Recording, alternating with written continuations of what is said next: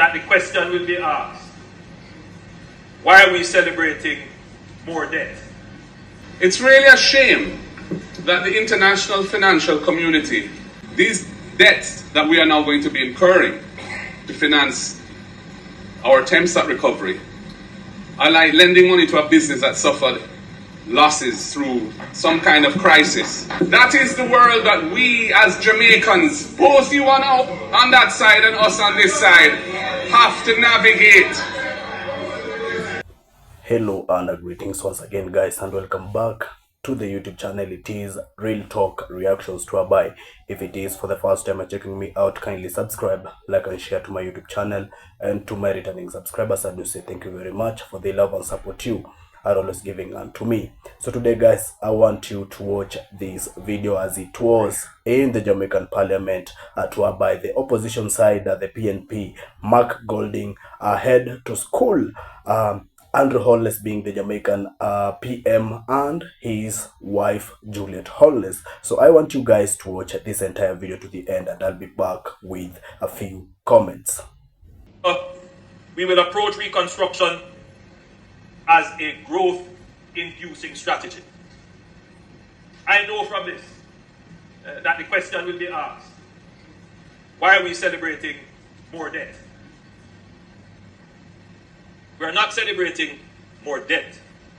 What we are celebrating is the opportunity to make a massive investment in our infrastructure, in our people, in the services that improve productivity. And it is that investment, Madam Speaker, that will expand our economy relative to our debt. And therefore, in short order, you can look forward to growing, increased revenue, and a relatively smaller debt to the size of your economy. We have never before had an opportunity to spend $6.7 billion relative to our GDP. We have never had that opportunity. US and our GDP is somewhere in the region of about 17 to 18 billion dollars, $19 billion, thereabout. The Minister of Finance reminded me, $20 billion. You are proud, yeah, as are we, proud of the fact. Yes, $20 billion. So you get an opportunity to, within 3 years, to deploy $6.7 billion relative to your $20 billion GDP. So you can see the opportunity to expand the economy. And that's what the strategy is. And I'm encouraging all Jamaicans, regardless of political persuasion, to embrace this opportunity, to shift from crisis mode, to move from disputes over the distribution of a care package here or some lumber there, and start to think, how are we going to play our part in the new possibilities provided here for all Jamaicans to benefit? So, the reconstruction effort being deployed, fertilization, logistics, agriculture, and energy will create thousands of jobs, crowded private investment, sustainability. Because make no mistake, there will be those looking on at our currency and say, can the central bank defend? Do we have reserves? Well, with this, we will be in a superior fiscal position to give confidence and certainty to our business sector. We will turn this moment of crisis into an opportunity to transform. Madam Speaker, Jamaica has never lacked ambition. What we have lacked for decades is the financial wherewithal to match that ambition. Today, that has changed. For the first time in our history, our national development vision is backed by a robust, multi-year, multi-partner financing envelope. Madam Speaker, we now have a clear reconstruction strategy, an empowered institutional framework. And this year, we got walloped by Melissa. It's really a shame that the international financial community is still approaching the mitigation of the effects of climate induce disasters on countries like ours by financing packages that are largely based on additional debt. These debts that we are now going to be incurring to finance our attempts at recovery are like lending money to a business that suffered losses through some kind of crisis that is trying to dig itself out of a hole from. Taking on additional debt to do that is going to be a challenging road for any country. Therefore, I don't think it's appropriate to treat these announcements in a triumphant way. We are going to be incurring the costs of paying back this massive additional borrowing in years to come. We are in a country which has spent the last 15 years seeking to get ourselves out of a debt trap, where we've had to run massive primary surpluses every year consistently to reduce our debt to GDP ratio, with a target that's written into our law incidentally by a government from this side, which we were anticipating would have been met this year before Melissa struck us. And now we are facing a new era of massive incremental borrowing. If you look at 3.6 billion US of sovereign debt, that's over 25% of GDP of additional borrowing. That does, and the 662 billion already available, only less than half of that is in a form that's not debt. Most of that is debt as well. This $2.4 billion of private capital, we look forward to seeing whether that will be forthcoming and in what volumes, because you can't project that you're going to receive private investment as part of your recovery. I'm glad that the multilaterals are going to support the effort, but at the end of the day, investors have to be willing and there have to be projects available to them that are bankable and investable. So we will see whether or not that happens. But the reality is that only 12 million US out of $7 billion is grant funding. Only 12 million US out of over 6 billion of programmed US funding is grant funding. That is the world that we as Jamaicans, both you on that side and us on this side, have to navigate.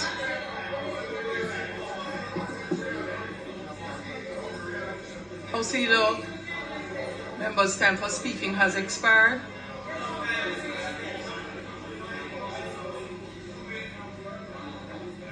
House Leader, the members' time for speaking has expired.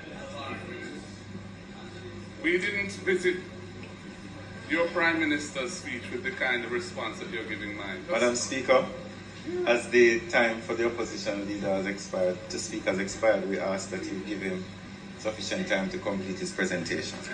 House, the question is that the Leader of Opposition be allowed an additional 5 minutes to complete his presentation. No, members, I am going to ask that no one asks for sufficient time to complete, because those words can mean a 2-hour, 3-hour presentation like the member from St. Andrew South. Yes, Angela, you know it's you, who spoke for hours.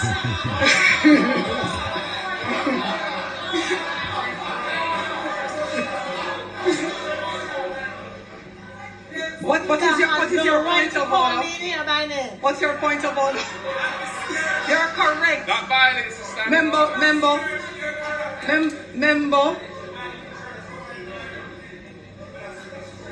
Member, you're correct. But it is not in keeping with the approach of Parliament to speak until conclusion, whenever that is. And we have learned our lesson, as the member so nicely stood up and reminded us. So she knows who we are speaking of. So 5 minutes, House. Those in favor? Those against, the ayes have it. House Leader? Yeah, I suppose I should be grateful, though it's a very parsimonious allocation of time. to respond to such an important speech on such an important occasion. It's symptomatic of what is wrong with this parliament, that the leader of the opposition is given 5 minutes more to finish a presentation. Anyway, that is the world in which we are being required to live. Madam Speaker,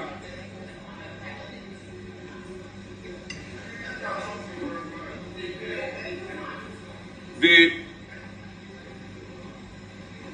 institution which has been announced to oversee the recovery process, which does not yet exist. It is just an announcement thus far. This National, I think, Resilience and Recovery or Resilience Authority, NARA,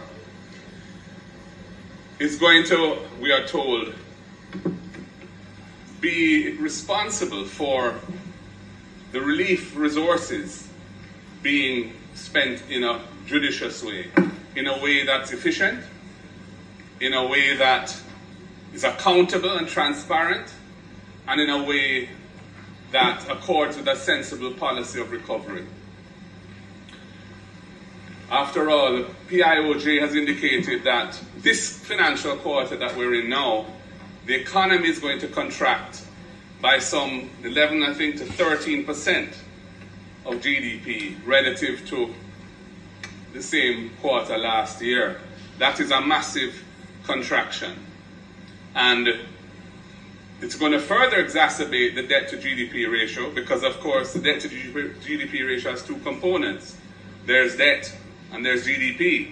So what we're seeing here is that debt is going to be growing dramatically and GDP is in the process of a free fall as a result of this terrible calamity that has hit us. So while I admire and indeed share optimism about the future, because Jamaica is such a resilient and special country, and we will get through this, I think we should approach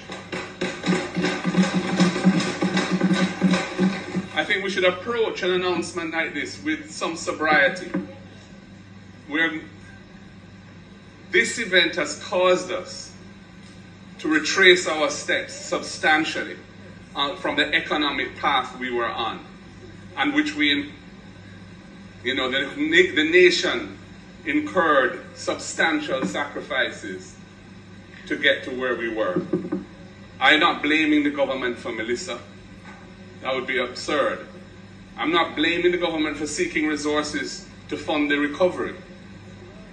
It's going to be necessary to get those resources. I am just making the point that this is not something to celebrate. This is not something to gloat about. This represents a substantial setback for Jamaica, and it represents if it's not administered properly, it could permanently weaken our future prospects and damage the country's future.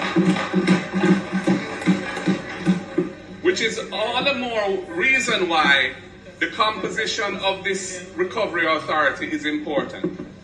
I wrote to the Prime Minister on the day after the hurricane to suggest the establishment of a task force with broad-based representation, leaders from the private sector and business community, leaders from the churches, leaders from the NGOs, and representatives from the government and the opposition. The concept of NARA is consistent with that. However, I've heard nothing from the Prime Minister as to the role of the opposition in NARA. We heard it will be broad-based, but there is no inclusivity in the dialogue around how it is to be constituted. And I can hear from the barbs that are flowing from the other side that the likelihood is that we will not be included in it. That is what I'm hearing from the other side in their responses to me, their sotto voce remarks. All I can say is, Prime Minister, the opposition represents some 400,000 voters who voted for us, 28 constituencies, and our presence in the recovery and our participation in the recovery, you'll be well advised to seek in a genuine... House Leader, the member's time for speaking has expired. Thank you. As the member's time for speaking has expired, I ask that you put to the House that he be allowed an additional 2 minutes to complete his presentation. Brother, always a big theme. Interesting talk, you know?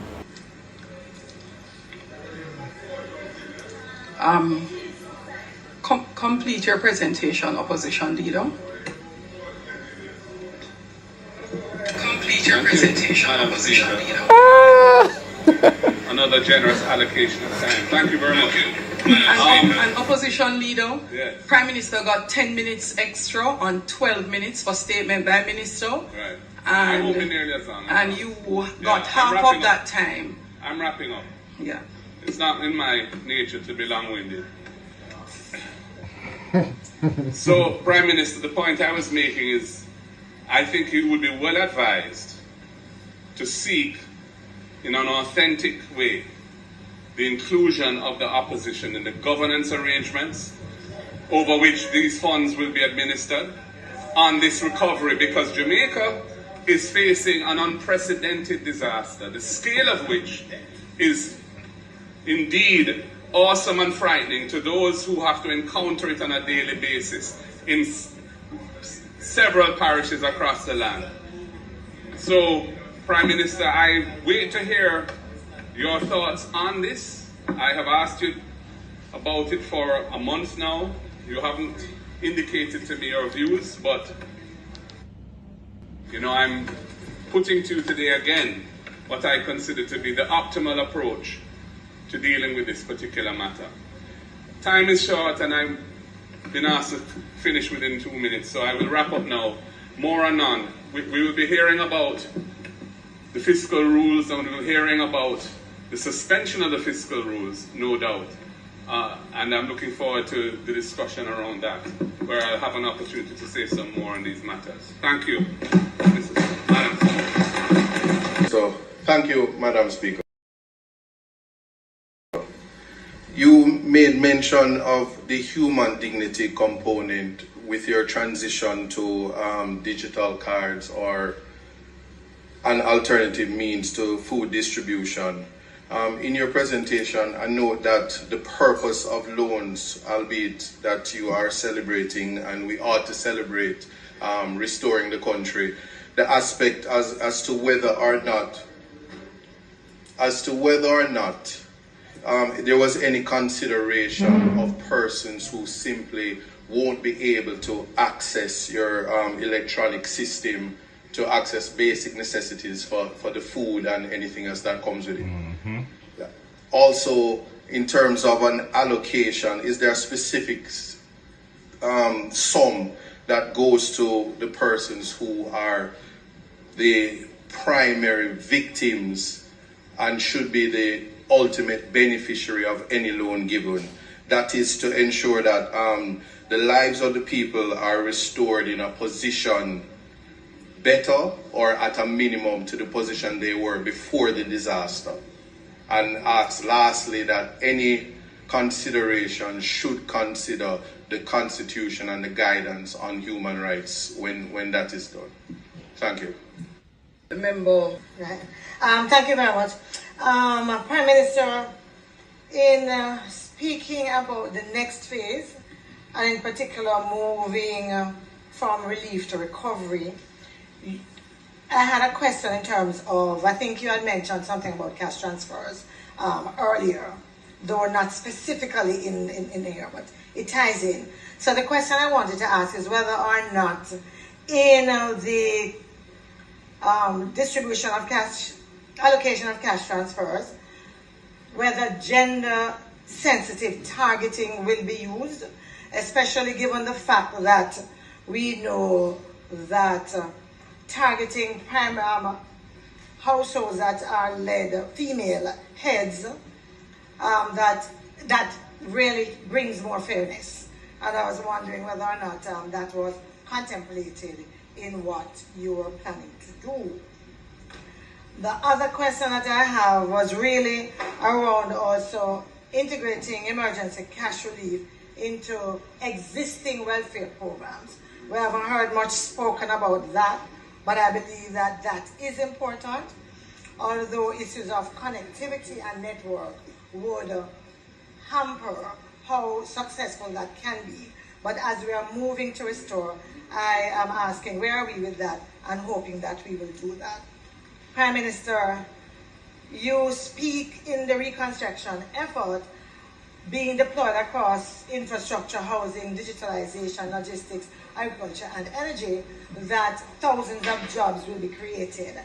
Again, Prime Minister, the question I'm asking, I'm looking at how Ministry of Labour and Social Security and some of those who have done the assessment, I'm looking at the cry on the ground about the partisan nature of how it has been done, how some communities have been totally left out, and I'm wondering what will be done differently to ensure that those thousands of jobs that are created for Jamaicans and not on a partisan basis.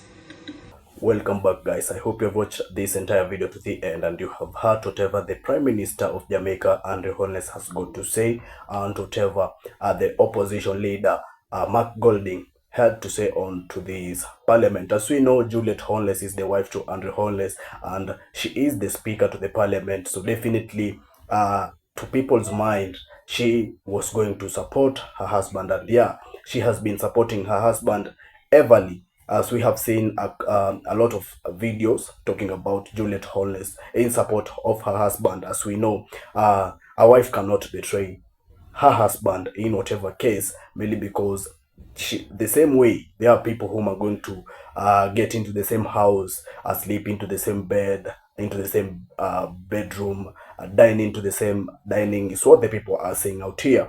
So on to these case, we have had a lot of cases whereby the PNP party, some of their members have been even, their mics in the parliament has been turned down, or rather shut down, so as they cannot continue with their talkings, or rather they are opposing or proposing onto the parliament. So definitely people have been angered with such kind of issue, as we have had the JLP party having a lot of cases leading them into the parliament and questioning by the opposition side. And so people have been needing answers, and as we have all been hearing that the prime minister, people have been giving him names, calling him corrupt with his government, that he is not working for the people, he's just there so as he can fill his pockets. But unto me, we know Holness was the past Prime Minister of Jamaica, and they went on and did their general elections last year, the year 2025, and again he came around and he won the seats. Other people are saying, oh, this and this and this, he did not win the seat properly or whatever, but yeah, he won. So again, guys, he has been there with a lot of questions, or rather cases into the parliament, being asked of the money. Yeah, like we had Jamaica had this misery whereby the Hurricane Melissa happened unto them the year 2025, and so a lot of countries came around with aid money, and so they were issuing it out to Jamaica, and it went to the Jamaican government in a way that when they went on and asked the Minister of Finance, she had nothing to answer. She was stuttering into the parliament, and so it has brought a lot of controversials into the parliament and into the Jamaican government. Yeah, the JLP party, you know. And as you have heard onto this video too, the Prime Minister is like stuttering. It's like he's not answering onto the question that he is being asked. You can imagine. And so this is just something that is bringing a lot of controversy onto the parliament. And when the citizens hear this, you know, they are not going to trust you anymore, is what is happening in Jamaica's parliament right now. Like, there is a clash between the PNP and the JLP, as the JLP is being asked a lot of questions concerning money, as we even had whereby the Prime Minister of Jamaica, Holness, gave a sum of $75 million onto the churches for rebuild. And in Jamaica, some of the citizens do not even have got the place to sleep on, or rather a shelter on their head, you can imagine. So it has brought a lot of controversial, and people haven't been liking all this, and that's why you come across a lot of videos from the parliament. And definitely this is just the start. I'm going to give you more and more of the videos. Yeah, so guys, I'm going to read some of a few comments to whereby people had come across this video and they talked about it. To whereby, remember, this is the real talk reactions, so we definitely are here to talk the real facts about what's happening. Yeah, so someone came around and said, how did you, Holness, get into such a mess? How do you express Jamaicans to live? How do you, or rather, how do your wife become speaker in the house? That is a conflict of interest. Where are the houses? You know, this is a question that people are asking themselves. PM, why are you fighting with yourselves? Please learn to be cool, calm, and collective like your opposition opponent. Miss Speaker, learn to be fair in love and war. Madam, be fair to all who are speaking. Mom, as I told you, people are saying that Juliette Holness is in support of her husband. Definitely, she's not going to go behind her husband's back, as her husband is the one whom maybe elected her to be the Speaker of the Parliament. So definitely he has got her into his palms and he can control her. Yeah, you understand? And this is something that is happening to a lot of governments, not only in Jamaica but even in Africa. Yeah, to whereby the leaders will elect people whom will be in support of them into their government, so as they can win such kind of cases when they are led into the parliament or courts. Yeah. Another person came around and said, Lord have mercy, Mr. Holness, you really take Jamaica people for fools. If you do, then you can look at yourself a second time. Are you, or rather, is your family in safe and decent place? Why is that you are not desiring the same for us? Or also, how many families have you housed since Melissa? People of Jamaica, wake up and take your stand. Get rid of that woman that is sitting on the chair like Pharaoh. God have mercy. Jamaicans pray without getting tired.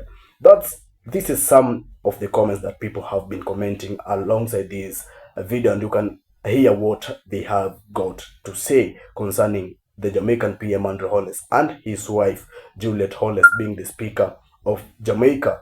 Wow, how can this corrupt government still keep lying, especially when we can all worldwidely clearly follow what's happening there?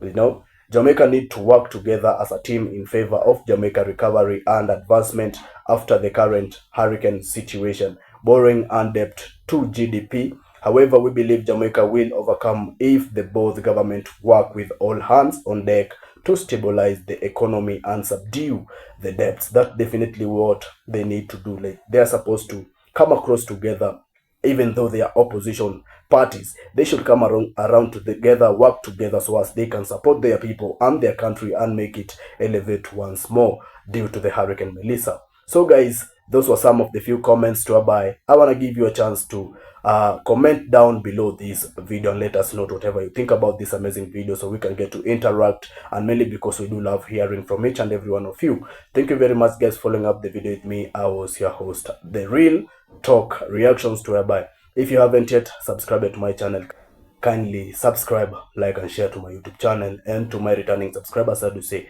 thank you very much for the love and support you are always giving unto me. Always remember guys to link me up through my next videos. All I do wanna say is peace out there, and may the Almighty God bless you.